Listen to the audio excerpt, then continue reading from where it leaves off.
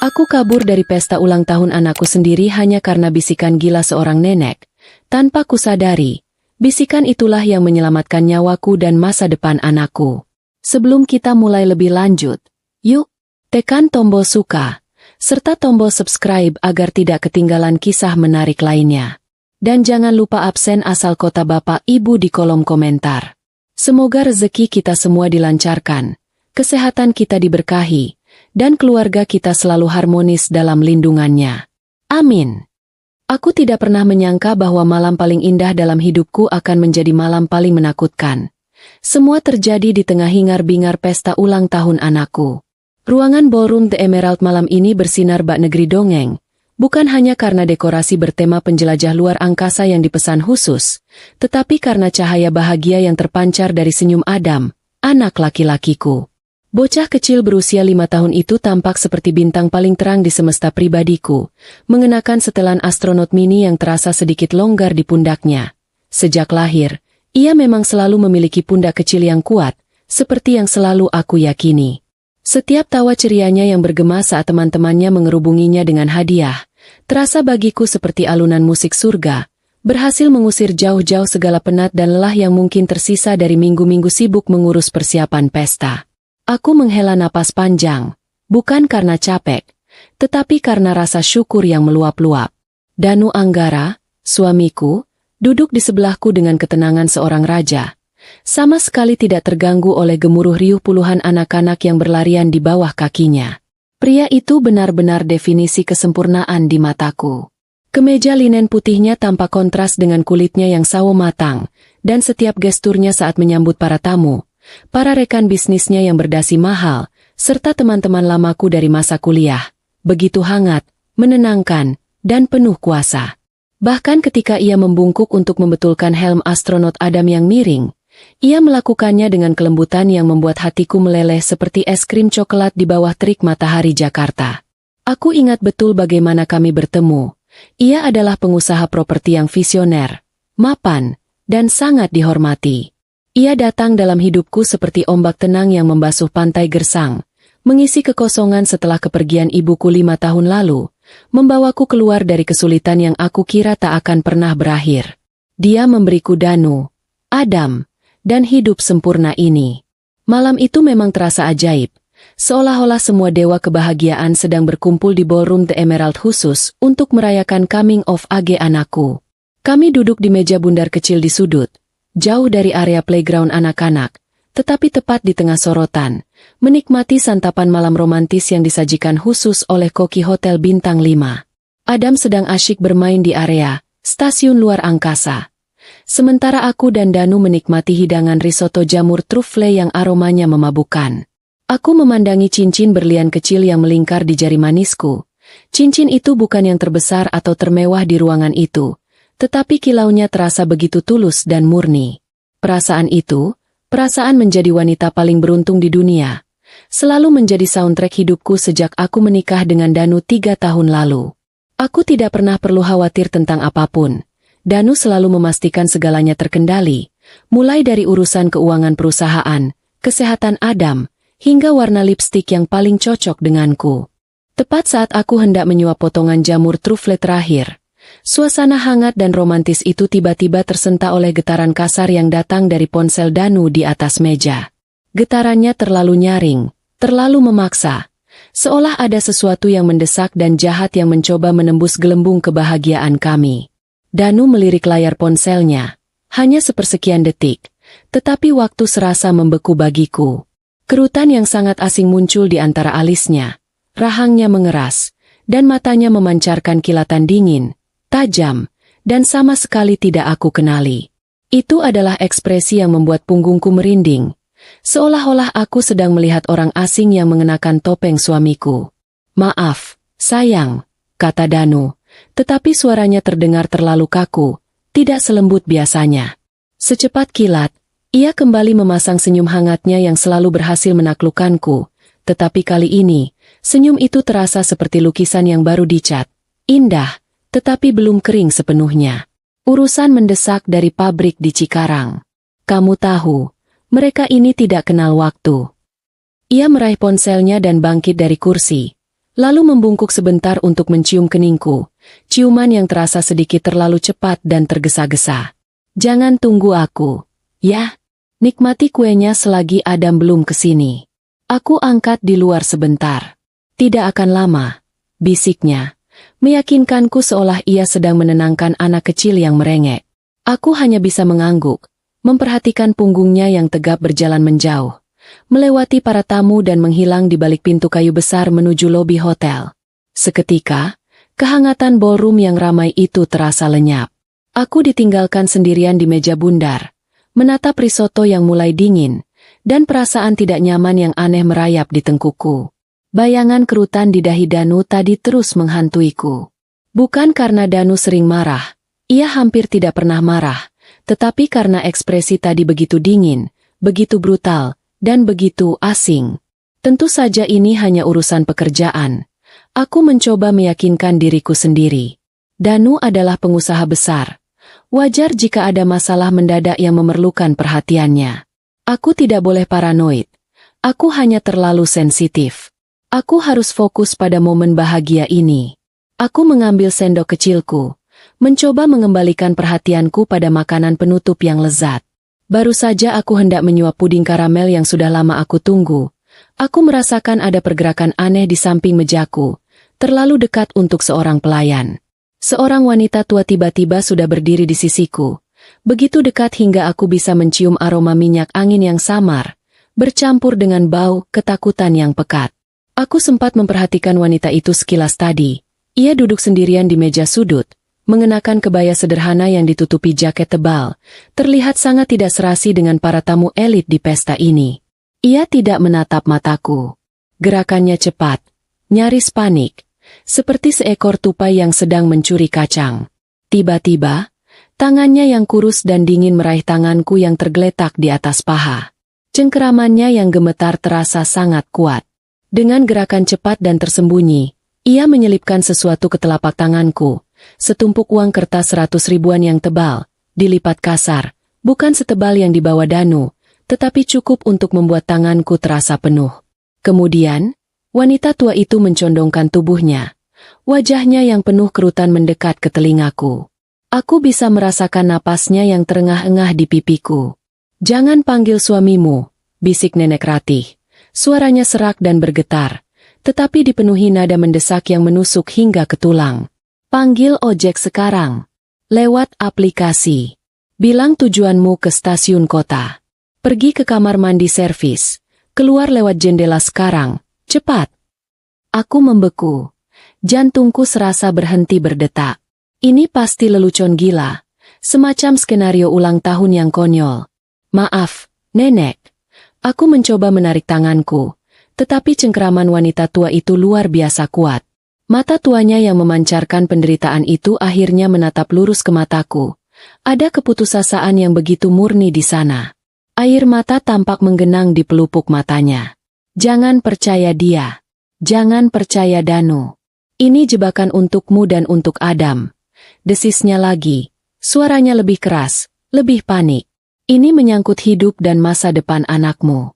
Pergi sekarang, selagi dia masih di luar." Tepat sebelum aku bisa mengucapkan sepatah kata pun untuk meminta penjelasan, wanita tua itu melepaskan cengkeramannya. Ia langsung berbalik tanpa menoleh lagi, berjalan cepat dengan langkah yang aneh, hampir seperti berlari tertatih-tatih, dan menghilang ke arah koridor pintu servis di sudut. Aku ditinggalkan sendirian, mematung di kursiku, dengan setumpuk uang kertas yang lembab karena keringat dingin di tanganku. Semua terasa jauh dan terdistorsi. Tawa anak-anak, alunan musik orkestra, denting peralatan perak, semuanya tiba-tiba terasa seperti suara dari dunia lain. Hidup dan masa depan anakku. Jangan percaya Danu. Kalimat-kalimat itu berputar di kepalaku seperti kaset rusak. Ini tidak masuk akal. Ini adalah Danu, suamiku. Pria yang mencintaiku. Pria yang memujaku. Wanita tua itu pasti gila. Itu satu-satunya penjelasan logis. Aku menghembuskan napas, mencoba menenangkan jantungku yang berdebar kencang. Aku akan mencari wanita itu, mengembalikan uangnya, dan memastikan dia baik-baik saja. Aku baru saja hendak berdiri ketika pandanganku tanpa sengaja tertarik keluar jendela kaca besar di ujung ballroom yang menghadap lobi hotel. Danu ada di sana. Tetapi dia tidak sedang menelepon. Dia tidak sendirian. Danu berdiri di sudut lobi yang agak gelap, berbicara dengan sangat intens dengan dua pria berbadan tegap dan mengenakan jaket kulit hitam. Sepatu mereka mengkilat, tatapan mereka tajam, sangat kontras dengan suasana santai di pesta. Danu tidak terlihat seperti sedang membicarakan pabrik di Cikarang. Gestur tubuhnya kaku dan marah. Wajahnya yang biasanya begitu hangat kini terlihat keras dan tanpa ampun di bawah cahaya lobi yang temaram.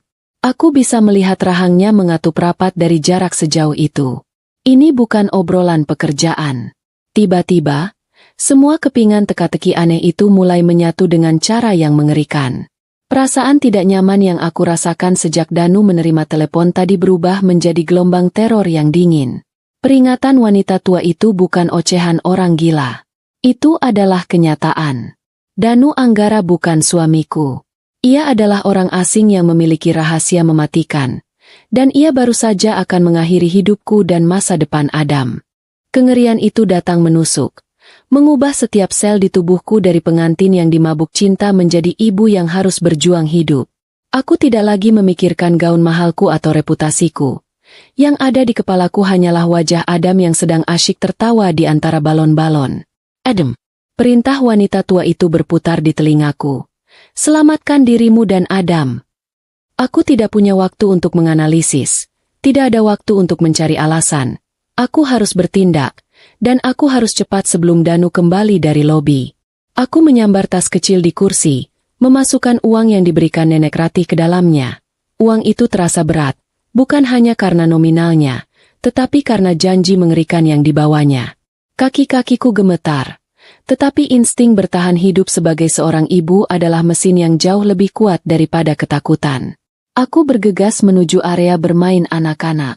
Langkahku cepat.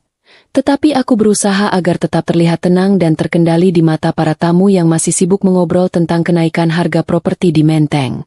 Aku harus terlihat seperti seorang ibu biasa yang menjemput anaknya untuk sesi potong kue. Sayang, Adam. Panggilku. Suaraku terdengar sedikit lebih tinggi dan dibuat-buat ceria. Anakku, Adam, sedang berada di tengah-tengah kerumunan. Tertawa terbahak-bahak karena topi pesta temannya miring. Dia sangat asyik, tidak menyadari bahwa semenit ke depan, hidupnya akan berubah total. Adam adalah anak yang cerdas dan penuh semangat, tetapi kadang-kadang ia bisa sangat keras kepala, tepat di saat-saat paling tidak tepat, seperti sekarang.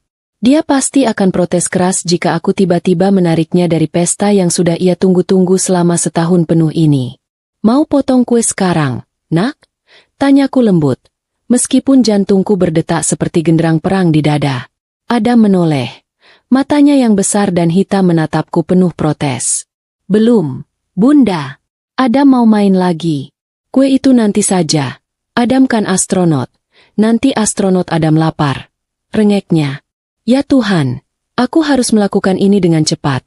Tanpa menimbulkan drama anak-anak yang bisa menarik perhatian siapapun. Apalagi Danu yang bisa muncul kapan saja. Tidak sekarang, sayang. Bunda harus ke toilet, dan Adam harus ikut Bunda. Bisikku, merendahkan suaraku dan memberikan senyum yang kuharap terlihat meyakinkan. Ada rahasia luar angkasa yang harus kita lihat di toilet servis sana. Itu kan toilet para staf, bukan toilet tamu. Kamu mau lihat rahasia para staf? Aku tahu itu sedikit tidak masuk akal, tetapi Adam selalu tertarik pada hal-hal yang berbau rahasia dan terlarang. Matanya langsung membesar penuh rasa penasaran. Rahasia? Bisiknya. Lupakan sejenak topi miring temannya. Adam dengan patuh mengangguk. Aku meraih tangannya yang kecil, terasa hangat dan lembut di genggamanku, dan membawanya menjauh. Langkahku berusaha terlihat santai, tetapi sesungguhnya aku melaju secepat mungkin yang bisa dilakukan oleh wanita yang mengenakan gaun malam panjang dan sepatu hak tinggi 7 cm. Aku bersyukur ballroom ini sangat luas dan hiruk-pikuk, sehingga kami bisa bergerak tanpa menarik terlalu banyak perhatian. Kami bergerak membelah keramaian menuju pintu kecil di belakang panggung, yang bertuliskan, khusus staf pelayanan. Pintu yang ditunjuk oleh Nenek Ratih. Humor break. Di tengah langkah cepatku, Aku hampir menabrak seorang pelayan yang membawa nampan berisi belasan gelas sampanye. Aku sempat terhuyung dan menahan napas, membayangkan betapa viralnya nanti video seorang ibu bergaun mahal terperosok di lautan sampanye, merusak pesta ulang tahun anak sendiri. "Maaf, Mbak," bisikku pada pelayan itu. Pelayan itu hanya tersenyum kaku. Mungkin dia sudah terbiasa melihat keanehan di pesta orang kaya, atau mungkin dia terlalu lelah untuk peduli. Lolos dari ancaman tumpahan minuman, aku dan Adam akhirnya tiba di belakang panggung. Suasananya langsung berubah total. Dari gemerlap karpet tebal dan lampu kristal, kami masuk ke koridor sempit dengan lantai vinil yang berbau deterjen dan masakan sisa. Di ujung koridor itu, ada pintu bertuliskan, "Kamar mandi servis." Aku mendorong pintu itu, dan untungnya ruangan kecil itu kosong. Aku segera mengunci pintu bilik terbesar di ujungnya. "Adam, ini rahasianya," kataku, mencoba membuat suaraku tetap terdengar seperti sedang bermain sandiwara, padahal jantungku sudah berdentum keras ingin keluar. Adam, yang sudah merasa ada keanehan, menatapku dengan mata bingung. "Rahasia apa, Bunda?" "Adam mau lihat pesawat luar angkasa," rengeknya lagi, kembali fokus pada rencana awal. "Kita akan naik pesawat luar angkasa sekarang, Nak." "Pesawat yang sangat cepat," kataku. Aku meletakkan tas tanganku di atas penutup kloset yang tertutup. Aku menoleh ke arah dinding. Di sana, di ketinggian, ada sebuah jendela kecil, buram, dan berjeruji besi, persis seperti yang dikatakan Nenek Ratih. Jendela itu dirancang untuk ventilasi, jelas bukan untuk dilewati oleh manusia. Aku memanjat ke atas dudukan kloset, berpegangan pada pinggiran marmer yang dingin. "Adam, sayang, sekarang Adam pegangan di kaki Bunda. Kita main panjat-panjatan," pintaku. Nadaku sangat mendesak. "Tapi Bunda pakai sepatu tinggi," protes Adam. Aku hanya tersenyum masam. Aku tidak peduli lagi dengan sepatu ini. Aku harus berhasil membuka jendela itu. Aku meraih grendel jendela. Tanganku yang gemetar berusaha keras memutarnya. Grendel itu macet, kaku. Mungkin karena sudah lama tidak dibuka atau karena tertutup debu dan uap panas. Aku menariknya dengan sekuat tenaga. Tidak bergerak sama sekali. Panik mulai membakar mataku. Danu akan menyadari bahwa aku dan Adam menghilang. Dia akan tahu. "Tidak," bisikku pada diriku sendiri. "Aku tidak akan menyerah." Aku menarik napas dalam-dalam, mengumpulkan seluruh sisa tenaga dan keputusasaan yang aku miliki, dan menggunakan kedua tanganku untuk memutar grendel itu dengan kekuatan penuh. Aku bisa merasakan otot lenganku menegang. Kakiku hampir terpeleset dari dudukan kloset yang licin. Krak! Terdengar bunyi klik keras yang sangat memuaskan, disusul dengan derit logam yang menusuk. Jendela itu terbuka ke dalam. Udara malam yang dingin dan bau asap knalpot dari luar langsung menerobos masuk, menampar wajahku dan membuatku terkesiap. Itu adalah udara kebebasan. Aku mendorong jendela itu hingga terbuka sepenuhnya. Di luar sana hanya ada kegelapan, tembok tinggi, dan tumpukan kardus serta kantong sampah. Aku melihat ke bawah. Jarak dari jendela ke tumpukan sampah di bawah mungkin sekitar 2 meter. Cukup tinggi untuk membuat kakiku patah, tetapi cukup rendah untuk menjadi satu-satunya jalan keluar kami. Aku menoleh ke Adam. Ia melihat ekspresi serius di wajahku, dan ia berhenti merengek. Matanya yang polos menatapku penuh kepercayaan. "Adam, sayang, Bunda harus keluar duluan." "Adam, tunggu sebentar." "Ya, nanti Bunda tarik Adam," kataku. Aku tidak bisa membiarkan Adam melompat duluan. Risiko ia jatuh dan terluka parah terlalu besar.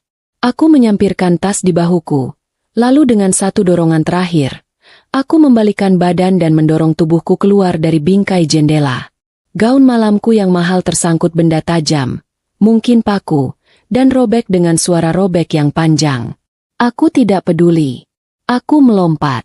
Tubuhku menghantam tumpukan kardus bekas. Walaupun tumpukan itu tebal, tetap saja rasanya sakit dan membuat napasku tersengal. Aku kehilangan satu sepatu hak tinggi. Sepatu itu terbang entah kemana, tenggelam di antara tumpukan sampah basah. Aku tidak berhenti.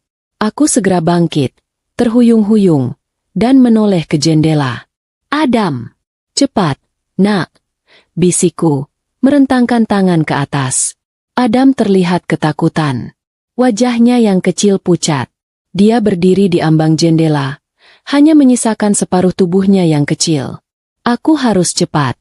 Di dalam tas kecilku, ponselku bergetar hebat. Itu pasti Danu. "Ayo, sayang, ayo!"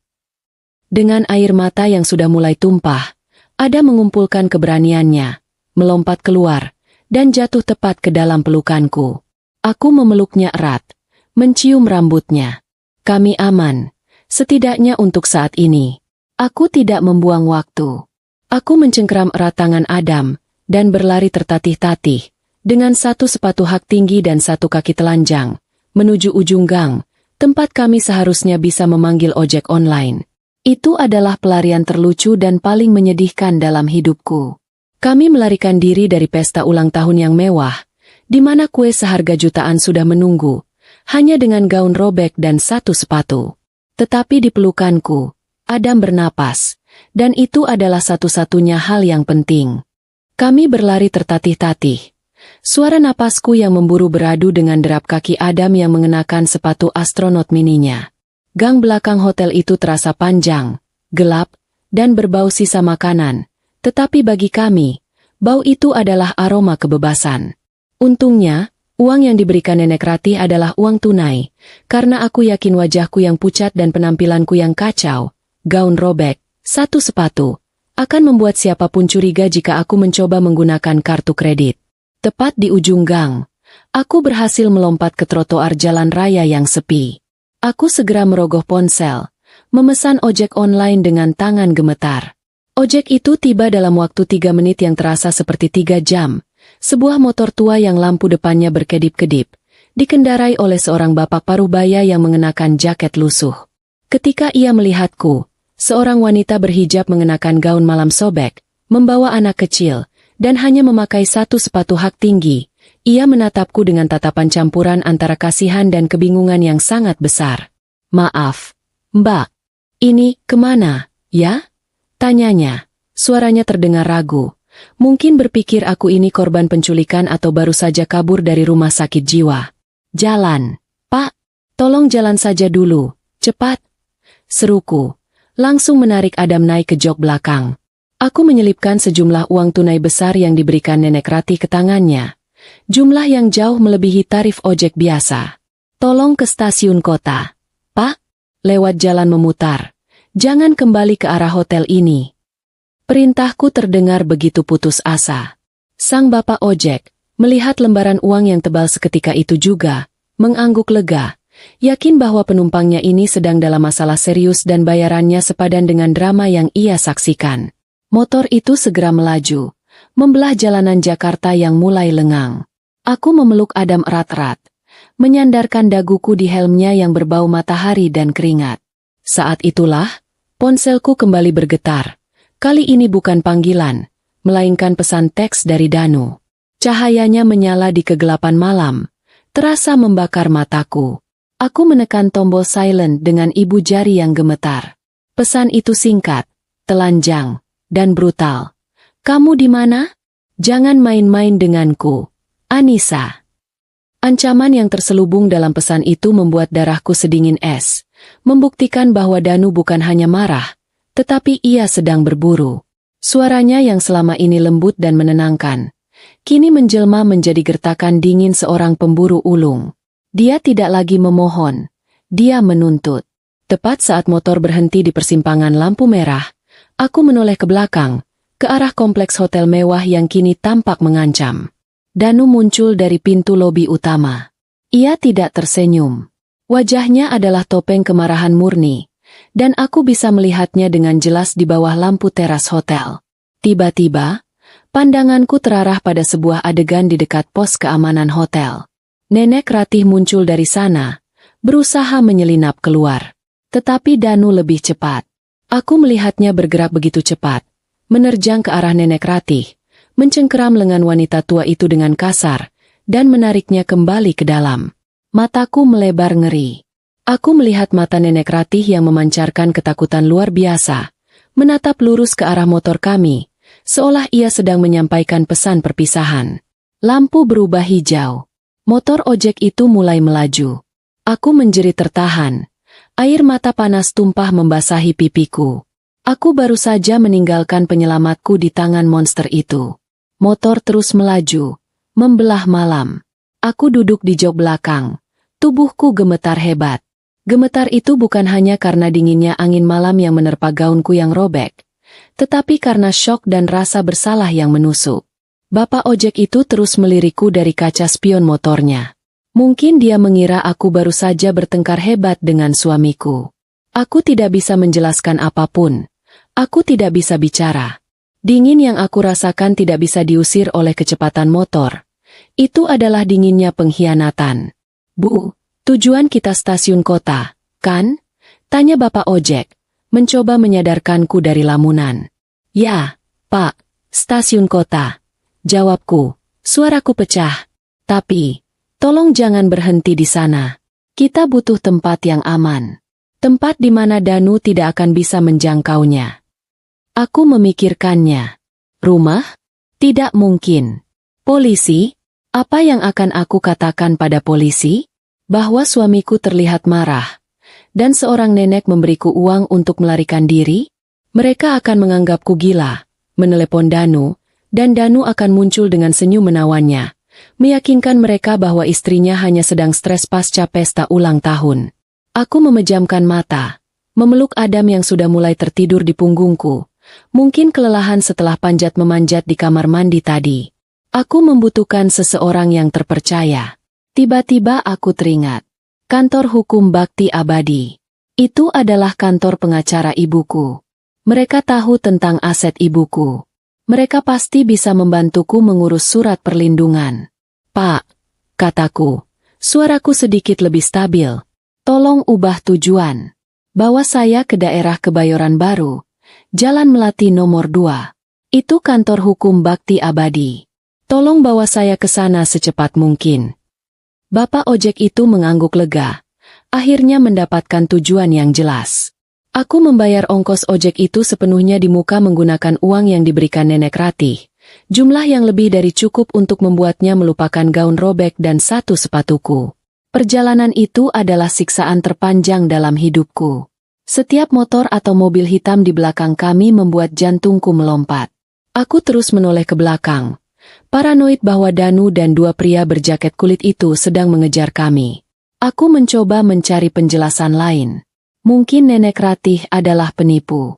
Mungkin dia bagian dari sindikat yang ingin menculikku. Tapi itu tidak masuk akal. Mengapa Danu begitu marah? Mengapa dia mencengkeram wanita tua itu? Penjelasan yang paling sederhana adalah yang paling menyakitkan. Wanita tua itu mengatakan kebenaran. Pernikahanku yang sempurna adalah kebohongan. Pertemuan kami, ciuman kami, bahkan tawa Danu pada rengekan Adam. Semuanya sandiwara besar yang diatur dengan sempurna. Tapi, untuk apa? Harta apa? Ponselku bergetar lagi. Panggilan masuk. Danu Anggara. Rasa mual naik ke tenggorokanku. Aku menolak panggilan itu. Beberapa detik kemudian, ia menelepon lagi. Aku tolak lagi. Lalu sebuah pesan masuk. Kali ini lebih dingin dari sebelumnya. Anissa, angkat teleponnya. Kita bisa bicarakan ini baik-baik. Semua huruf kapital. Lalu pesan terakhir masuk, menusukku seperti pisau. Kamu tidak tahu apa yang sedang kamu lakukan. Kamu dan anakmu dalam bahaya jika sendirian. Biar aku bantu. Aku tertawa getir. Suara tawaku terdengar aneh di tengah angin malam. Aku dalam bahaya justru karena bersamanya. Dia mencoba menarikku kembali ke sarangnya. Akhirnya, motor ojek itu memasuki jalanan sepi di Kebayoran Baru. Motor berhenti di depan sebuah ruko tua yang menjadi kantor hukum. Aku turun dari motor, memeluk Adam yang kini terbangun dan kebingungan. Aku berterima kasih pada bapak ojek itu. Aku berjalan terpincang-pincang dengan satu sepatu ke gerbang besi kantor hukum, yakin bahwa di balik pintu itu, aku akan mendapatkan perlindungan dan jawaban yang aku butuhkan. Aku yakin, kantor ini adalah bentengku. Namun, aku tidak tahu, Tempat yang kuanggap aman itu adalah perangkap yang telah disiapkan bahkan sebelum aku dilahirkan. Aku memeluk Adam erat-erat di depan pintu kantor hukum bakti abadi. Rasa dingin dari gang tadi berganti menjadi kelegaan yang tiba-tiba meluap. Rasa aman itu begitu instan dan kuat. Seperti seorang anak kecil yang berlari pulang ke rumah setelah dikejar anjing galak. Aku memencet bel kantor itu berulang kali. Tidak peduli jam sudah menunjukkan hampir tengah malam. Suasana kantor itu tampak sepi dan gelap. Tetapi aku tahu Pak Dodo, kepala kantor dan pengacara kepercayaan mendiang ibuku, pasti tinggal di lantai atas. Setelah beberapa saat yang terasa seperti keabadian, gerbang besi itu terbuka dengan bunyi derit pelan. Seorang petugas keamanan tua, yang aku kenal sejak aku masih remaja, muncul dengan wajah kaget. Dia langsung mengenali aku dan Adam. Sepertinya penampilanku yang kacau, gaun robek, dan satu sepatu, membuatnya semakin terkejut. Ya Tuhan, Nyonya Anissa? Tuan Adam? Ada apa ini? Tanyanya, berbisik panik. Aku tidak menjawab. Aku hanya mendorong Adam masuk, terhuyung-huyung melintasi ambang pintu menuju lobi yang dingin. Tolong, Paman. Panggil Pak Dodo sekarang. Pintaku, suaraku serak dan pecah. Aku dalam bahaya. Tolong, aku butuh bantuan. Petugas keamanan itu, yang biasanya santai dan sering bercanda denganku, kali ini tampak tegang. Dia segera menelepon ke interkom di mejanya. Aku dan Adam duduk di sofa lobi yang keras. Kehangatan AC terasa menusuk setelah udara malam Jakarta yang dingin. Adam meringkuk di pelukanku, mulai menangis kecil karena kebingungan dan kelelahan. Tak lama kemudian, sebuah pintu di sudut terbuka. Pak Dodo, pria parubaya yang biasanya ceria dan ramah, muncul dengan wajah pucat dan mengenakan piyama tidur yang rapi. Dia segera menghampiri kami, tetapi alih-alih memelukku seperti yang biasa dia lakukan, dia berhenti beberapa langkah di depanku. Ada kehati-hatian yang aneh dalam sikapnya. Anissa? Ya Tuhan, apa yang terjadi? Mengapa kamu terlihat seperti ini? Tanyanya. Tetapi tatapannya tidak fokus pada luka atau rasa takutku. Ia tampak menilai situasiku. Aku segera menceritakan semuanya. Mulai dari pesta, nenek Ratih, ancaman Danu, hingga pelarianku lewat jendela toilet. Aku bicara dengan tergesa-gesa. Kata-kataku keluar seperti aliran sungai yang deras karena kepanikan. Aku berharap mendapatkan simpati, pelukan, dan janji perlindungan seperti yang selalu ibuku dapatkan dari beliau. Pak Dodo mendengarkan dengan tenang. Tangannya terlipat di depan dada. Dia tidak menunjukkan emosi, tidak ada kekagetan, dan tidak ada kemarahan. Hanya sebuah ekspresi kaku dan profesional yang sangat aku kenali dari ruang sidang. Anissa, kamu yakin tentang semua ini? Mungkin ini hanya salah paham keluarga. Tanya Pak Dodo. Nadanya lembut tetapi tidak meyakinkan. Danu Anggara adalah klien yang sangat terhormat dan suami yang baik. Mungkin kamu hanya sedang stres pasca pesta. Kalimat itu terasa dingin, seperti tamparan di wajahku. Aku baru saja kabur dari ancaman pembunuhan, dan dia menyebutnya stres pasca pesta. Aku menggeleng kuat-kuat. Tidak, Pak. Aku melihatnya.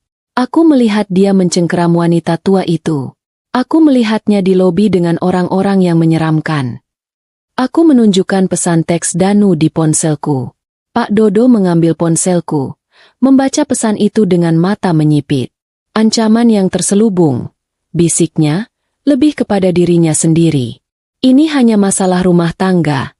Nisa, aku harus menghubungi Danu. Dia adalah suamimu. Dia yang paling berhak tahu kamu dan Adam di mana. Jantungku serasa jatuh ke perut. Tidak, seruku, berusaha merebut kembali ponselku. Jangan hubungi dia. Dia yang ingin membunuhku dan Adam. Dia harusnya menjadi orang terakhir yang tahu. Pak Dodo tersenyum tipis. Senyum yang terasa seperti kunci yang berputar di pintu penjara. Kita semua hanya ingin yang terbaik untukmu dan Adam. Nak, kita harus melihat situasi ini dengan kepala dingin. Kantor ini aman. Kamu dan Adam bisa beristirahat di kamar tamu lantai 2. Besok pagi, kita bicarakan lagi dengan Danu. Perubahan sikapnya, nada profesionalnya yang berlebihan, dan keengganannya untuk mempercayai kisahku, semuanya terasa salah. Aku ingat ibuku selalu bilang, Pak Dodo itu seperti singa di ruang sidang, tapi di luar dia seperti ayah yang hangat. Pria yang ada di depanku malam itu bukanlah ayah yang hangat.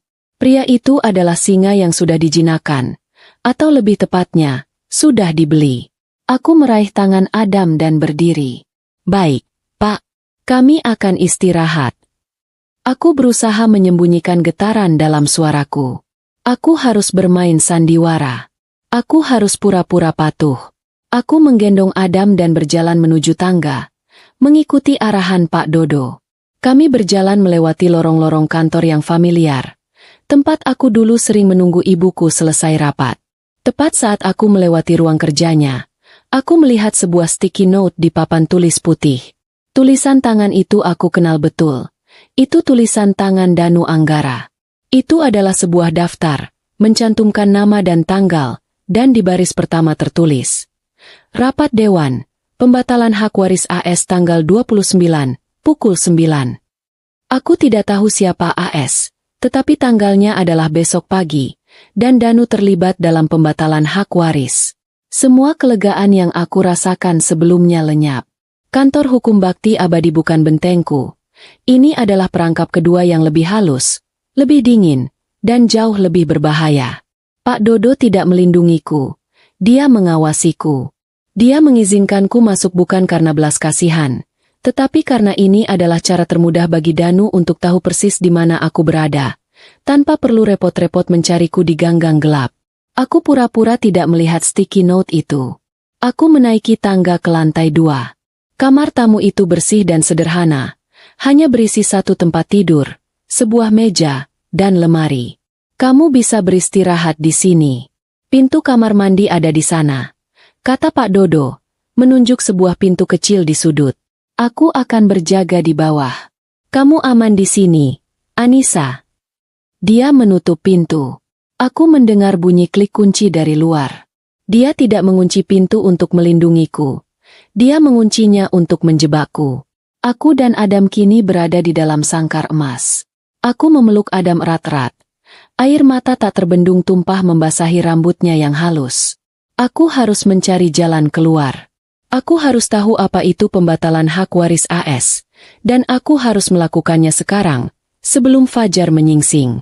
Aku harus tahu apa yang diincar Danu dan kenapa Adam terlibat, meskipun rasanya seperti merangkak keluar dari liang kubur. Pikiran bahwa pria yang telah memelukku, yang setiap malam mendongeng untuk Adam, sedang merencanakan kehancuran kami, terasa lebih dingin daripada udara malam yang menyeruak dari jendela kamar mandi hotel tadi. Adam terlelap di tempat tidur. Napasnya teratur. Untungnya kelelahan mengalahkan rasa takutnya. Aku mencium keningnya, berjanji dalam hati bahwa aku akan memastikan dia bangun di dunia yang aman. Ruangan itu dikunci dari luar, tetapi aku tidak panik. Aku adalah putri dari mendiang ibuku, wanita yang selalu mengajarkanku bahwa setiap masalah pasti punya jalan keluar, bahkan jika itu harus lewat jendela toilet. Aku mendekati pintu, menguji kuncinya. Kunci itu berbunyi klik khas kunci rumah biasa, bukan kunci keamanan tinggi. Aku merogoh tasku, mencari benda kecil apapun yang bisa aku gunakan. Aku menemukan penjepit rambut yang terbuat dari kawat tipis, hadiah dari sahabatku yang dulu sering menggunakannya untuk membuka pintu kamar kosnya yang terkunci karena lupa membawa kunci. Humor break. Ternyata keterampilan masa muda yang paling tidak berguna justru menyelamatkan nyawa di saat dewasa. Dengan tangan gemetar, aku mulai mencungkil kunci pintu. Otakku fokus, mengingat setiap langkah yang pernah diceritakan sahabatku itu. Setelah beberapa menit yang menegangkan, terdengar bunyi cekrek yang lembut, dan kunci itu terbuka. Aku menarik napas lega, merasakan adrenalin yang dingin menjalari tubuhku. Aku membuka pintu sedikit, mengintip ke lorong yang gelap. Aman. Pak Dodo pasti sedang tidur atau berjaga di lantai bawah. Aku mengendap-endap keluar dari kamar, bergerak cepat menyusuri lorong berkarpet tebal yang meredam suaraku, menuju ruang kerja Pak Dodo di lantai 1. Aku tahu di mana Pak Dodo menyimpan semua dokumen penting klien ibuku, di balik lukisan pemandangan sawah yang kaku di dinding ruang kerjanya. Pintu ruang kerja Pak Dodo tidak terkunci. Aku menyelinap masuk, segera menutup dan menguncinya dari dalam, membiarkan Adam tidur sendiri untuk sementara waktu. Ruangan itu dipenuhi aroma kertas tua dan kopi dingin. Aku segera menuju lukisan sawah itu dan menggesernya. Di belakangnya, tersembunyi sebuah brankas kecil. Aku mengerutkan kening. Aku tidak tahu kodenya. Tapi aku tahu kebiasaan Pak Dodo. Dia sering mencatat kode di tempat yang paling jelas, tetapi paling tidak terduga. Pandanganku menyapu ruangan. Aku melihat kalender meja, tetapi tidak ada. Aku melihat telepon, tetapi tidak ada. Aku melihat bingkai foto keluarga Pak Dodo. Aku meraih bingkai foto itu, sebuah foto Pak Dodo bersama istri dan kedua anaknya, diambil saat Natal. Aku membalik bingkai itu, dan di baliknya, menggunakan spidol biru, tertulis 4 angka, 2512. Tanggal Natal. Aku menggelengkan kepala geli sekaligus kecewa. Pak Dodo memang tidak pernah berubah. Aku memasukkan kode itu, dan brankas terbuka dengan bunyi desahan pelan. Di dalamnya, ada beberapa map dokumen dengan label nama ibuku, Almira Suryadinata. Aku segera mencari yang paling mencurigakan. Aku menemukan sebuah map tebal berwarna merah. Di dalamnya terdapat salinan wasiat dan perjanjian trust perusahaan. Aku duduk di kursi kerja Pak Dodo yang empuk dan mulai membaca. Setiap kata yang kulewati terasa seperti pukulan. Ternyata ibuku bukan hanya mewariskan uang tunai dan rumah biasa, melainkan saham mayoritas di holding global Surya Abadi, perusahaan yang nilainya jauh melampaui apa yang pernah aku bayangkan. Ibuku menyembunyikan kekayaan ini dariku agar aku bisa tumbuh normal dan terhindar dari keserakahan keluarga besar. Tetapi ada klausul yang menakutkan. Warisan itu baru akan diserahkan sepenuhnya kepadaku setelah aku berusia 25 tahun dan setelah aku memiliki ahli waris laki-laki yang diakui secara hukum, atau dalam kasus kematianku, ahli waris itu harus berada di bawah kendali wali yang sah. Napas yang aku tahan tiba-tiba terlepas. Adam.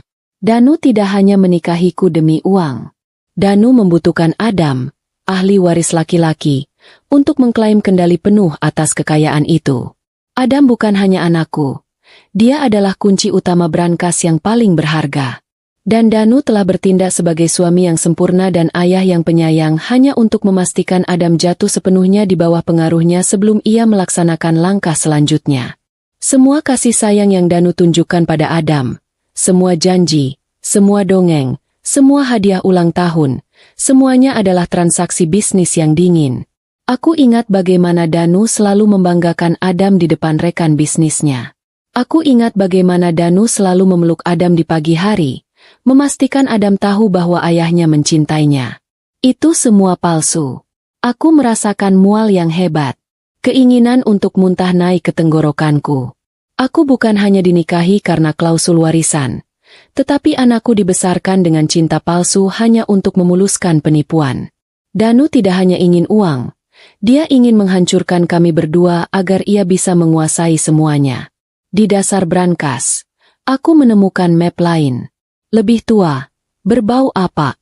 Di dalamnya ada foto yang sudah usang dan sebuah surat tulisan tangan ibuku, ditujukan kepada Pak Dodo. Foto itu adalah gambar yang buram, foto Danu, tetapi dengan nama yang berbeda.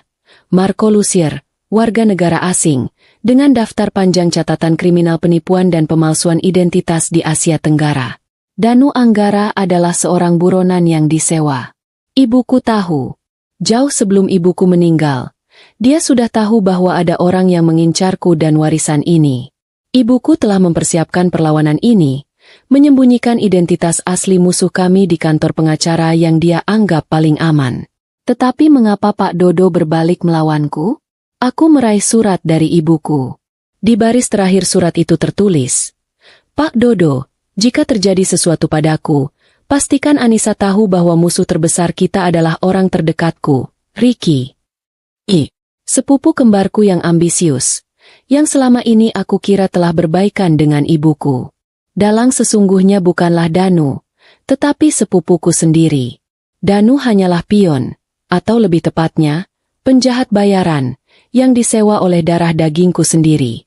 Rasa ngeri yang dingin berganti menjadi kemarahan yang membara. Aku tidak punya waktu untuk menangis. Aku menyambar map merah, foto Marco Lusier, dan surat ibuku. Aku segera mengunci kembali brankas itu dan menggeser lukisan itu kembali ke tempatnya.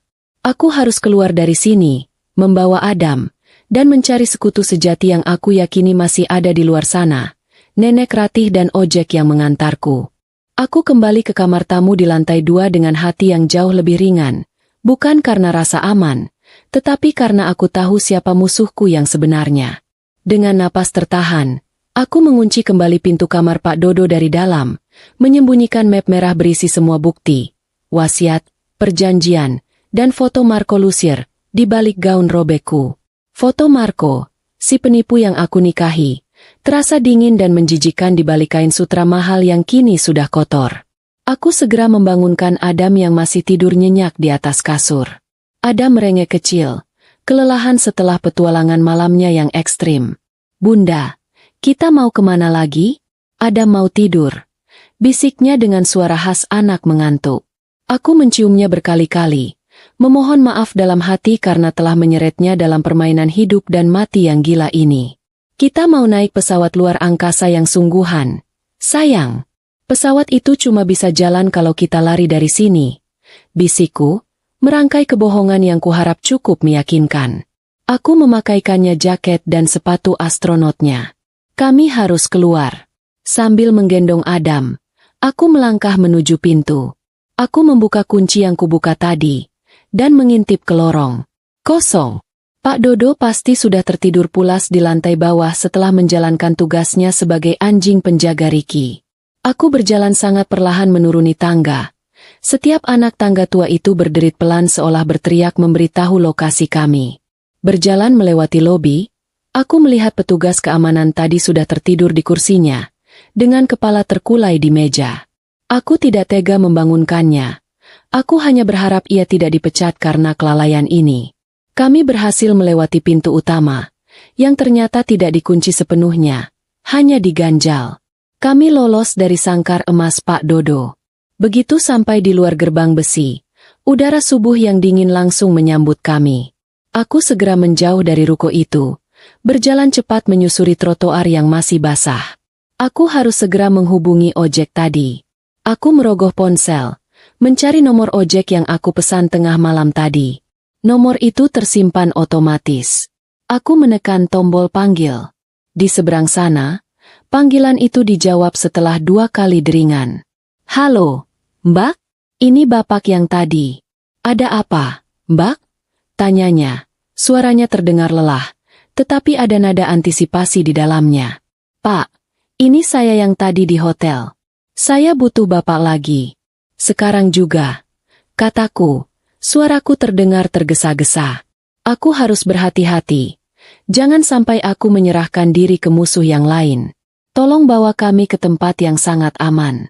Bapak akan saya bayar 2 kali lipat dari yang tadi. Ada jeda sejenak. Aku bisa mendengar suara motor dipanaskan dari seberang telepon. "Mbak," katanya. Suaranya kini tidak lagi ragu, tetapi penuh wibawa. "Mbak tidak perlu bicara uang. Tadi, Nenek Ratih sempat menghubungi saya. Dia bilang, 'Bambang, jaga nyonya muda dan cucu saya. Mbak aman sama saya.'" Aku membeku di tempat.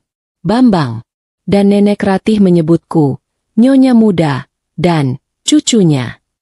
Nenek Ratih bukan orang asing. Ia sengaja memberiku uang tunai, menyuruhku naik ojek online, karena ia tahu ia bisa mempercayai bapak ojek ini. "Pak Bambang, Anda kenal Nenek Ratih?" tanyaku. Air mata haru tiba-tiba menggenang. Rasa kesendirian yang menusuk sejak semalam seketika sirna, digantikan oleh gelombang kelegaan dan harapan yang luar biasa. "Nenek Ratih itu bibi saya, Mbak. Beliau sudah puluhan tahun kerja sama mendiang ibunya Mbak. Beliau orangnya Ibu Almira," jawab Bambang, suaranya tegas. "Mbak ada di mana sekarang? Saya jemput. Jangan panik. Kita harus cepat sebelum mereka sadar Mbak lolos dari ruko itu." Aku memberitahu lokasiku. 3 menit kemudian, motor ojek hitam Bambang muncul di persimpangan. Dia segera berhenti di depanku. Aku tidak lagi ragu. Aku menggendong Adam dan segera naik ke jok belakang. Kita kemana, Pak Bambang? Ada rumah singgah di pinggiran Bogor, Mbak. Bekas tempat tinggal saya. Tidak ada yang tahu tempat itu, jawabnya, memasang helm di kepalanya. Nenek Ratih yang bilang, kalau terjadi apa-apa, tempat itu harus jadi tempat pertama. Humor break. Aku memeluk Adam erat-erat, sementara tanganku mencengkeram erat jaket Bambang yang terasa sangat tebal dan berbau minyak telon. Dibandingkan dengan suamiku yang penjahat internasional, pria yang mengendarai motor tua berbau minyak telon ini terasa seperti malaikat pelindung. Bambang menginjak pedal gas, motor itu melaju kencang, membelah jalanan Jakarta yang mulai dipadati pekerja subuh. Perjalanan keluar kota terasa mencekam. Kami tidak tahu apakah ada mobil yang mengikuti dari belakang. Setiap kali lampu mobil lain menyinari kami dari spion, aku menoleh dengan napas tertahan. Aku menatap Adam yang kini tertidur lelap di antara punggungku dan Bambang. Anak ini aman, setidaknya untuk sementara. Aku menyentuh map merah di balik gaunku, bukti kejahatan Ricky dan Marco. Aku tidak lagi ketakutan. Kini, yang tersisa hanyalah kemarahan dingin dan tekad untuk membalas dendam demi ibu dan anakku. Rumah singgah di pinggiran Bogor itu sederhana, jauh dari kemewahan ballroom hotel semalam, tetapi terasa lebih hangat dan aman daripada rumahku sendiri. Rumah itu terbuat dari kayu, dikelilingi pagar bambu, dan ditutupi pepohonan rimbun. Bambang membawa kami masuk, membaringkan Adam di kasur tua, dan menyalakan lampu minyak. Mbak Anissa istirahat dulu, kata Bambang, wajahnya tampak lega. Saya akan pastikan keamanan di luar.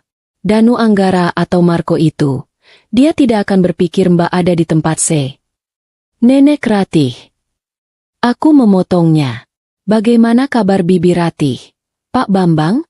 Aku lihat Danu menariknya kembali ke hotel. Malam berganti subuh, dan subuh berganti pagi di rumah kayu yang tenang ini. Tetapi ketenangan itu terasa seperti lapisan tipis yang menutupi ketegangan yang mendidih. Aku tidak bisa tidur, hanya duduk di tepi kasur sambil mengawasi Adam yang pulas, memegang erat map merah di tanganku. Bambang berjaga di luar, memastikan tidak ada tanda-tanda yang mencurigakan. Setiap kali motor melintas di jalan jauh di luar sana, jantungku mencelos. Takut itu adalah salah satu anak buah Danu yang melacak kami. Aku tahu kami tidak bisa bersembunyi selamanya, sebab besok pagi adalah tanggal yang tertera di memo Pak Dodo. Rapat Dewan, pembatalan hak waris. Waktu kami semakin sempit. Kami membutuhkan Nenek Ratih. Tepat ketika matahari mulai meninggi dan aku sedang menyeduh kopi pahit di dapur kayu, terdengar suara ketukan pelan dan tergesa-gesa dari pintu belakang. Bukan ketukan Bambang. Itu adalah ketukan yang mengandung kepanikan. Aku dan Bambang, yang segera masuk dari luar, saling pandang. Bambang mengisyaratkan aku untuk diam di belakangnya. Dia membuka pintu itu sedikit. Siap siaga. Di ambang pintu berdiri Nenek Ratih, wanita tua itu. Pakaiannya kotor, ada lebam biru keunguan di wajahnya, dan satu lengannya disangga kain usang. Dia tampak babak belur, tetapi matanya memancarkan tekad yang luar biasa. Ia adalah singa betina yang baru saja lolos dari jebakan. Nenek Ratih, seruku. Air mata langsung tumpah melihat keadaannya. Aku segera berlari memeluknya, tak peduli dengan luka-lukanya. Nenek Ratih membalas pelukanku sebentar, tetapi segera mendorongku menjauh. Jangan lama-lama, Nyonya muda. Kita tidak punya banyak waktu, bisiknya. Suaranya parau. Kami duduk di bangku kayu dapur yang sempit. Bambang segera memberinya air hangat. Nenek Ratih menceritakan pelariannya. Ternyata, saat Danu menariknya kembali ke hotel semalam, Danu dan dua pengawalnya meninggalkannya di ruang pantry hotel untuk diinterogasi nanti. Nenek Ratih, yang telah puluhan tahun bekerja di lingkungan orang kaya yang penuh intrik, tahu persis di mana titik lemah para penjahat. Ia menunggu Danu sibuk dengan kekacauan yang aku timbulkan. Lalu ia menggunakan pisau kecil dari dapur untuk melukai pengawal yang lengah dan melarikan diri lewat saluran ventilasi hotel yang kotor. Mereka sudah gila, Nyonya muda, kata Nenek Ratih, sambil memegang lengannya yang sakit. Si Marco itu, nama aslinya memang Marco Lucier. Dia sudah dibayar mahal oleh sepupu Anda, Tuan Ricky, untuk melaksanakan rencana kotor ini. Ricky sudah menunggu momen ini sejak Ibu Almira meninggal. Aku menunjukkan map merah dan foto Marco Lucier yang aku ambil dari kantor Pak Dodo. Aku sudah tahu, Bey, tapi aku tidak mengerti. Rencananya sudah bertahun-tahun, kan? Bagaimana Danu? Marco, bisa masuk begitu mudah ke dalam hidupku? Hubunganku dengan Danu begitu cepat dan intens. Nenek Ratih menghela napas panjang. Ia menatap Adam yang masih tidur. Ini yang paling menyakitkan. Nyonya muda. Mereka sudah merencanakan ini jauh lebih lama dari yang Anda kira. Ia kemudian mengungkapkan rahasia yang membuat darahku serasa membeku. 3 tahun lalu, saat Adam berusia 2 tahun, ia pernah menderita penyakit langka yang mengancam nyawanya. Danu, yang saat itu baru muncul dalam hidupku sebagai seorang teman bisnis, tiba-tiba menjadi pahlawan. Dia menggunakan koneksinya yang luas, mengatur penerbangan darurat, dan mencari dokter terbaik di luar negeri, seolah-olah dia adalah malaikat penolong. Aku sangat berterima kasih padanya. Kejadian itu yang membuatku jatuh cinta dan mau menikah dengannya. Semua itu sandiwara, Nyonya muda, kata Nenek Ratih. Matanya memancarkan kesedihan. Penyakit Adam, krisis itu, semuanya diatur oleh Marco dan Ricky. Mereka menggunakan jaringan mereka untuk menciptakan krisis kesehatan. Lalu Marco datang sebagai penyelamat. Dia membuat Anda percaya bahwa dia adalah takdir. Bahwa dia adalah pelindung Adam. Itu adalah cara sempurna untuk mendapatkan kepercayaan. Lalu mendapatkan kunci warisan, Adam. Aku merasa seperti ditampar. Kebahagiaan terbesarku, cikal bakal cintaku pada Danu, ternyata adalah adegan yang ditulis, disutradarai, dan dibayar mahal oleh sepupuku sendiri. Semua air mata yang kutumpahkan saat Adam sakit, semua doa yang kupanjatkan, semua itu dinikmati oleh Danu sebagai bagian dari pekerjaan yang berhasil. Humor break. Jadi, ternyata aku ini jatuh cinta pada seorang penipu kelas kakap yang kemampuan aktingnya melebihi bintang sinetron peraih penghargaan. Dan aku yang sudah lulus S2 ini berhasil ditipu mentah-mentah hanya karena anakku pura-pura sakit. Ini adalah penipuan yang terlalu mahal untuk hanya dijadikan bahan gosip arisan. Lalu, apa rencana Ricky sekarang? Tanyaku, suaraku kembali dingin dan penuh tekad. Aku tidak akan membiarkan air mata memenangkan pertarungan ini. Ricky tahu dia tidak bisa mencairkan aset itu tanpa Anda dan Adam, jelas Nenek Ratih. Tapi dengan surat kuasa pernikahan palsu yang Anda tanda tangani di kantor Pak Dodo, yang pasti sudah diserahkan ke notaris, dia bisa mengklaim hak perwalian atas Adam karena Anda dianggap tidak stabil. Nenek Ratih kemudian menunjuk ke map merah itu. Pembatalan hak waris AS yang Anda lihat itu adalah langkah terakhir. Mereka akan mengadakan rapat Dewan Darurat besok pagi, menggunakan surat kuasa itu, dan menyatakan Anda tidak cakap mengurus perusahaan. Mereka akan menunjuk Ricky sebagai direktur utama, dan Marco akan mendapatkan bagiannya. Mereka akan mengambil semuanya. Kita harus hentikan mereka, kataku, memegang erat tangan Nenek Ratih. Kita harus ke tempat rapat itu. Tentu saja, kata Nenek Ratih. Wajahnya bertekad. Marco dan Ricky akan melakukan rapat dewan besok pagi di markas besar mereka, Menara Global Surya Abadi. Kita akan ke sana. Kita akan hadapi mereka dengan bukti-bukti ini. Saat itulah aku menyadari, pertarungan ini bukan lagi tentang melarikan diri.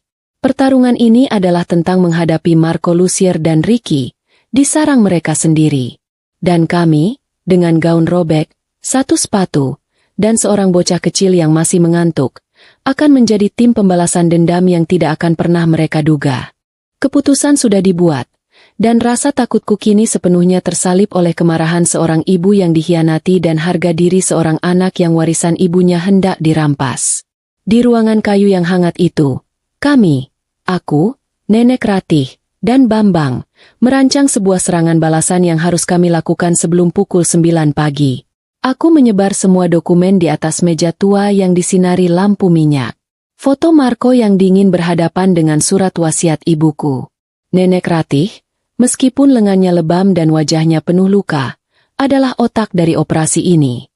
Dia menjelaskan seluk-beluk dewan direksi, Siapa saja yang sudah dibeli oleh Ricky, dan siapa yang masih memegang teguh integritas. Rencananya sederhana, tetapi sangat berisiko. Kami harus masuk ke Menara Global Surya Abadi, naik ke lantai direksi, dan menyela rapat dewan tepat sebelum mereka menandatangani surat pengalihan aset. Kita tidak bisa masuk lewat lobi utama, Nyonya Muda, jelas Bambang, sambil menunjuk sketsa denah lantai dasar yang digambarnya di atas kertas bekas. Marco sudah pasti menempatkan orangnya di sana. Mereka akan mencari wanita bergaun robek. Aku hanya tersenyum kecut, mengingat gaun malamku yang mewah kini sudah lusuh dan bernoda. Kami harus menyamar. Untungnya, Nenek Ratih adalah wanita yang selalu siap sedia. Ia mengeluarkan setumpuk pakaian sederhana dari ransel kecil yang dibawanya. Aku mengganti gaun malamku dengan blus longgar berwarna gelap dan celana panjang yang sangat biasa. Sementara Nenek Ratih memberiku sepasang sepatu kets yang jauh lebih nyaman daripada satu-satunya sepatu hak tinggiku yang tersisa. Humor break. Kini, penampilanku berubah total dari sosialita yang kabur dari pesta, menjadi ibu rumah tangga yang sedang terburu-buru belanja ke pasar, dan itu terasa jauh lebih aman. Bambang, dengan pengalamannya yang luas di jalanan Jakarta, menjelaskan jalur infiltrasi. Kita tidak akan naik taksi. Kita akan naik ojek. Mbak, tapi bukan ojek biasa. Kita akan pakai jalur servis, lewat area parkir belakang yang biasanya dipakai oleh para kurir dan catering.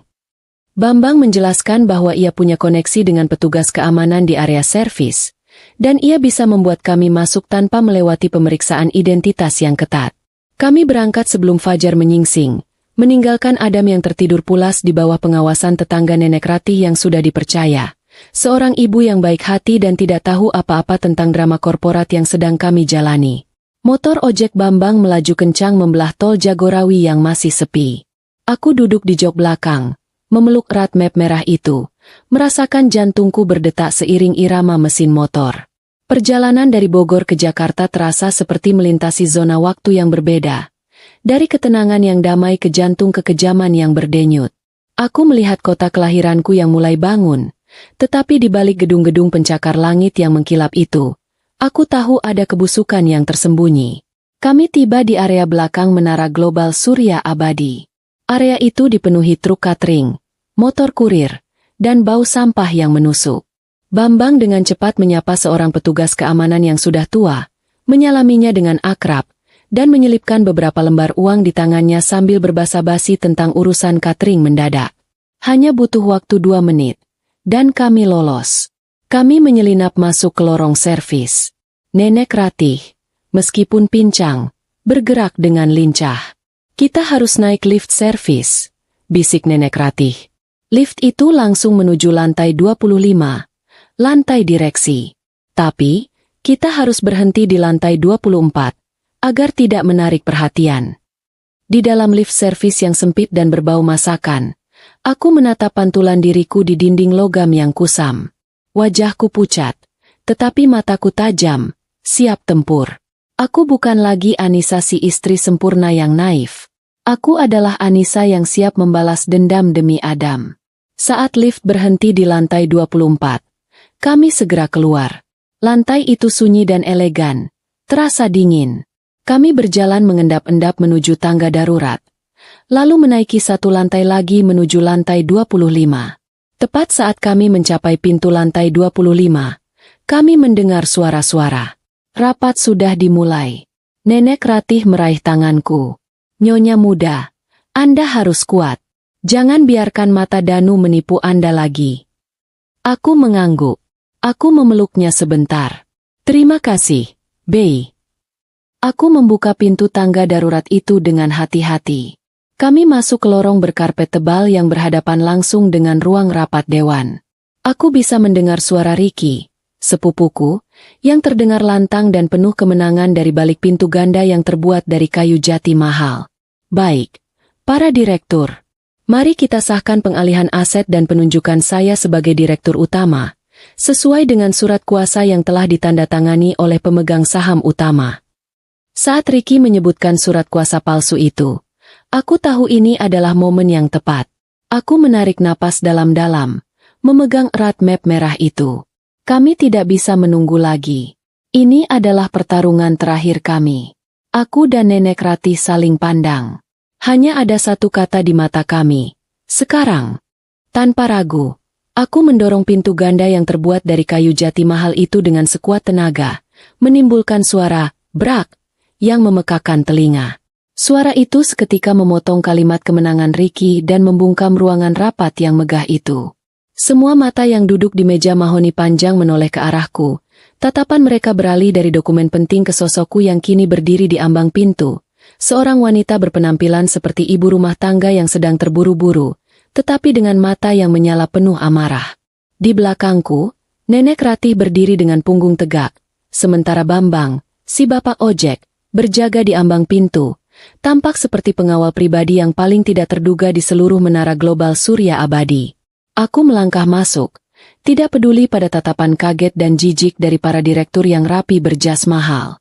Di meja sana, duduklah Ricky, sepupu kembarku, yang kini wajahnya pucat pasi, dan di sebelahnya, duduklah Marco Lusier, si Danu Anggara palsu, yang awalnya hanya menunjukkan sedikit kerutan dahi.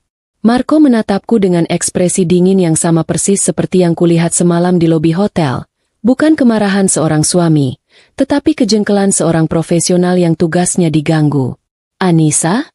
Ya Tuhan, kamu di sini. Ricky adalah yang pertama membuka suara, tetapi suaranya bergetar, penuh kepura-puraan. Kami mencari kamu kemana-mana. Ini pasti ulah wanita tua gila itu. Kami bilang kamu sedang tidak stabil. Sayang. Ricky mencoba berdiri, memainkan peran sepupu yang khawatir. Aku mengangkat tanganku, menyuruhnya diam tanpa perlu mengeluarkan suara. Diam, Ricky. Nadaku rendah, tetapi menusuk. Aku berjalan perlahan. Langkahku mantap meskipun salah satu kakiku masih terasa perih karena berlari tanpa sepatu semalam. Aku berjalan langsung menuju meja tempat Marco duduk. Kamu bilang aku tidak stabil, Ricky? Tanyaku. Kini suaraku meninggi, memantul di dinding ruangan. Aku kabur karena aku tahu, rapat dewan yang terhormat ini tidak sedang membicarakan aset management, tetapi sedang merencanakan pembunuhan. Ruangan itu hening. Para direktur saling pandang dengan cemas. Marco, si Danu, akhirnya membuka mulut. Ia tersenyum tipis, senyum menawan yang pernah membuatku jatuh cinta, yang kini hanya terlihat menjijikan. Sayang, sudah kubilang ini masalah rumah tangga. Kamu butuh istirahat. Pak Dodo pasti sudah memberitahumu. Kamu aman. Pulanglah. Jangan buat keributan di kantor kita. Aku berhenti tepat di depan Marco. Aku menatap matanya dalam-dalam. Aku sudah tahu siapa kamu. Marco Lusier, buronan internasional. Spesialis penipuan dan pemalsuan identitas. Disewa oleh sepupuku sendiri untuk menikahiku, membuat Ada menjadi kunci warisan, dan kemudian melenyapkan kami berdua. Ekspresi Danu Marco seketika runtuh. Senyumnya hilang, digantikan oleh tatapan kosong yang penuh kebencian. Ricky melompat dari kursinya, berteriak. Omong kosong. Ini fitnah. Siapa yang memberitahumu? Itu pasti Nenek Ratih si pencuri itu. Aku mengambil map merah dari balik bajuku dan melemparnya ke tengah meja. Isinya berserakan di hadapan para direktur. Ada foto mugshot Marco, ada salinan laporan kepolisian, dan yang paling penting, ada surat wasiat ibuku. Lihat ini, bapak-bapak direktur. Kataku, menunjuk dokumen itu. Surat kuasa yang hendak kalian sahkan itu ditandatangani oleh seorang penipu buronan. Danu Anggara tidak ada. Yang ada hanyalah Marco Lusier, yang dibayar oleh Ricky untuk menghancurkan perusahaan ini dan anakku. Marco tetap diam, tetapi matanya tidak lepas dari Nenek Ratih yang kini melangkah maju, memegang sebuah alat perekam kecil di tangannya. Dan ini, kata Nenek Ratih, suaranya parau tetapi tegas. Ini adalah bukti percakapan Tuan Ricky yang menyewa Marco untuk merencanakan kecelakaan 3 tahun lalu, saat Tuan Adam sakit. Humor break. Salah satu direktur senior, Bapak Haris, yang terkenal selalu tertidur saat rapat, tiba-tiba terbangun karena suara pecahan itu dan hanya bertanya. Kuenya sudah dipotong, ya? Ricky, yang menyadari bahwa Nenek Ratih memiliki rekaman suara itu, terlihat panik. Wajahnya yang semula pucat kini memerah.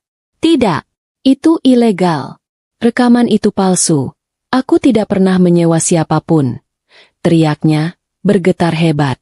Aku menatap Ricky, sepupu kembarku yang seharusnya menjadi keluargaku. Kamu tidak hanya ingin harta, Ricky. Kamu ingin membalas dendam pada mendiang ibuku. Kamu rela membunuhku, anakku, dan melukai nenek Ratih, hanya untuk sebuah dendam yang konyol. Ricky tidak bisa menyangkal lagi. Dia terperangkap. Marco, di sisi lain, bergerak dengan perhitungan yang dingin. Dia tahu permainannya sudah berakhir.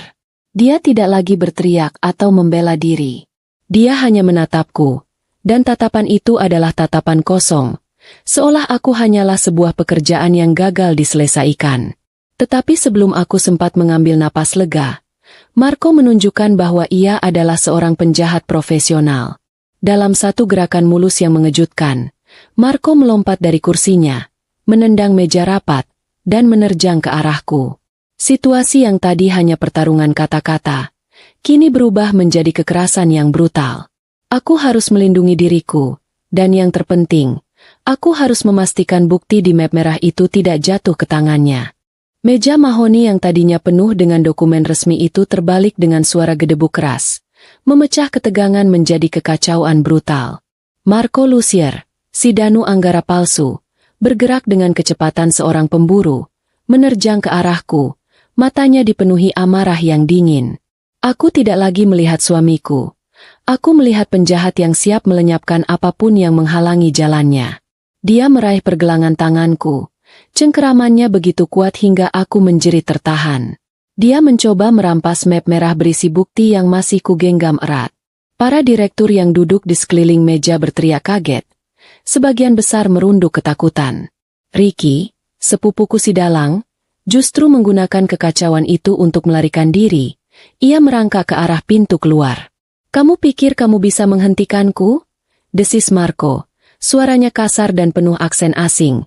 Jauh dari suara Danu yang pernah kudengar. Dia mencoba memelintir tanganku, tetapi aku melawan dengan sekuat tenaga yang kupunya. Tepat pada saat genting itu, Nenek Ratih bergerak. Wanita tua itu ternyata tidak hanya membawa alat perekam. Dengan ketangkasan yang luar biasa untuk usianya, Nenek Ratih meraih cangkir kopi panas di meja terdekat, sebuah kopi hitam yang baru saja disajikan, dan menyiramkannya ke wajah Marco. "Dasar penipu!" teriak Nenek Ratih. Marco meraung kesakitan. Refleks cengkeramannya pada tanganku mengendur. Aku menggunakan kesempatan itu, menyikut perutnya sekuat tenaga. Marco terhuyung ke belakang. Saat itulah, pintu ruangan itu kembali terbuka dengan cepat. Bukan Bambang, tapi 6 pria bersetelan gelap, yang selama ini kukira adalah bodyguard biasa, menyerbu masuk. Mereka bukanlah bodyguard biasa. Mereka adalah polisi khusus yang sudah disiagakan oleh Nenek Ratih. Rupanya, sebelum melarikan diri dari hotel, Nenek Ratih tidak hanya menghubungi Bambang, dia juga menghubungi kontak lamanya di kepolisian, menyerahkan sebagian bukti dan memberitahu waktu serta tempat rapat dewan itu. "Polisi! Semua tidak bergerak!" teriak salah satu pria itu. Kekacauan itu dengan cepat ditangani oleh profesional. Marco, meskipun melawan dengan brutal, segera diborgol oleh 2 petugas. Ricky, yang baru mencapai pintu keluar, juga diringkus. Wajahnya pucat pasi, menatapku dengan tatapan memohon. "Nisa, ini semua Marco. Aku dijebak." Aku hanya membalas tatapannya dengan dingin. Permainan sudah berakhir. Ricky. Setelah Marco dan Ricky berhasil dilumpuhkan dan digiring keluar ruangan, suasana kembali hening. Para direktur yang tadinya berteriak kini duduk diam, terkejut dan malu. Aku memeluk Nenek Ratih erat-erat. "Bibi, kamu hebat," bisikku. Air mata bahagia akhirnya tumpah. Seorang perwira polisi menghampiriku. "Nyonya Anissa, terima kasih atas kerjasamanya. Bukti yang Anda berikan, termasuk rekaman suara dari Nenek Ratih, sudah cukup untuk menahan Marco Lucier dan Tuan Ricky." "Lalu, bagaimana dengan perusahaan?" tanyaku. Perwira itu tersenyum. Dengan tertangkapnya kedua pelaku utama penipuan, surat kuasa palsu itu otomatis batal demi hukum. Anda adalah pemegang saham utama yang sah. Holding Global Surya Abadi kembali berada di bawah kendali Anda. Aku tidak membuang waktu. Aku melihat ke sekeliling ruangan, menatap para direktur yang masih duduk kaku. Aku mengambil posisi di kursi utama, tempat yang tadinya diduduki Ricky. Aku tidak perlu berteriak atau bersikap arogan. Kekuasaanku tidak datang dari ancaman, tetapi dari kebenaran. Bapak-bapak direktur, kataku, suaraku kembali tenang dan profesional. Jauh berbeda dari teriakan emosional tadi. Rapat dewan ini ditunda. Kita akan bersih-bersih. Kalian akan dihubungi oleh tim hukum baru saya. Saya harap, sisa dari dewan ini masih memiliki integritas untuk membangun kembali apa yang telah dihancurkan oleh Marco Lussier. Humor break. Seorang direktur parubaya yang tadi tertidur pulas kembali terbangun, melihat aku duduk di kursi utama, dan hanya bertanya pada rekannya, apakah gajiku bulan depan naik? Setelah semua urusan selesai di kantor polisi, aku, Nenek Ratih, dan Bambang segera kembali ke Bogor. Aku berjalan keluar dari Menara Global Surya Abadi bukan lagi sebagai wanita yang melarikan diri, tetapi sebagai pemilik sahnya. Di rumah kayu yang sederhana itu, Adam terbangun dari tidurnya. Dia melihatku masuk, sudah berganti pakaian bersih, tidak lagi bergaun robek, tetapi wajahku terasa damai. Dia berlari ke arahku. Bunda, pesawat luar angkasanya sudah sampai. Tanyanya, matanya berbinar polos. Aku memeluknya, membenamkan wajahku di rambutnya yang beraroma sampo anak-anak. Aku menciumnya berkali-kali. Sudah, sayang. Pesawat kita sudah sampai. Aku tahu, petualangan kami baru saja dimulai. Aku harus membersihkan perusahaan dari sisa-sisa kebusukan Ricky dan Marco, tetapi Adam aman. Ia tidak lagi berada dalam bahaya cinta palsu. Aku melihat Adam berlari ke arah Nenek Ratih dan Bambang, yang kini sudah duduk sambil memegang kopi. Hidupku yang sempurna ternyata adalah kebohongan yang rumit. Tetapi dari kebohongan itu, aku menemukan kebenaran tentang siapa diriku, dan menemukan kembali keluarga sejatiku. Adam, Nenek Ratih, dan Bambang.